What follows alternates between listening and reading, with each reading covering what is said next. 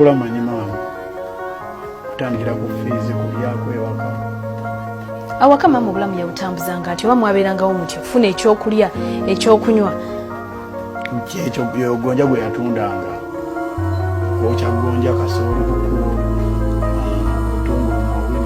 nga tukyeyongerera ddala maaso okukungubaga olwa maama wa Gravity Omuttujju avudde mu bulamu bw'ensi eno olunaku olwaleero mu ngeri etiisa, mu ngeri ey'ekikangabwa. Omuntu yagenza okubeera nga awummulako yeebake okubeera nga bambi tasobodde kubeera nga azuukuka. Okusinziira ku information gye tukyafuna, ekitegeezebwa nti maama Gravity Omuttujju bamusanze Mubuliri ng'afudde. Jjabbeera clarifying information eyo naddala nga details ezisingako zeeyongedde okubeera nga zijja. However, kuleetedde interview ezisembeddeyo ddala ya maama Gravity Omuttujju gye yasembayo okubeera ng'akola. On top of that, nenkuleetera ne interview ya Gravity Omuttujju we yali nga describing ekitonde kye bayita omukyala oba maama we n'obulumi bwe yayitamu okubeera nga abakuza n'okubaweerera okutuuka ku Gravity Omuttujju we twatuuka okubeera ng'ensi yonna emutegeera nti oyo ye Gravity Omuttujju, oba success gy'asobodde okubeera ng'afuna okuviira ddala mu music industry. Byonna wano ku SMX Media ne details z'okuziika maama Gravity Omuttujju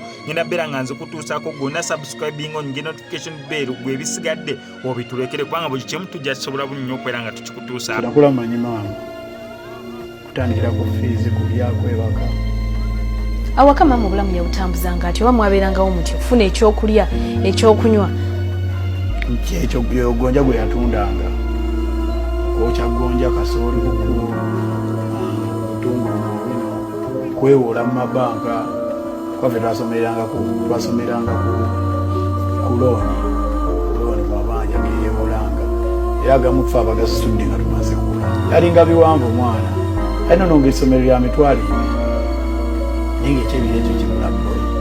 Omuntu wabanyonyola maama oba nga annyonnyola ekitonde ekikazi kati gwe yakuzibwa maama, omukazi oyinza munyonnyola otya oba omukyala? Ekitonde eky'omukazi kyekisinga mu nsi eno. Ffe abasajja tuli nnyongeza naye nga buli kimu kikubeera ku bakyala abo.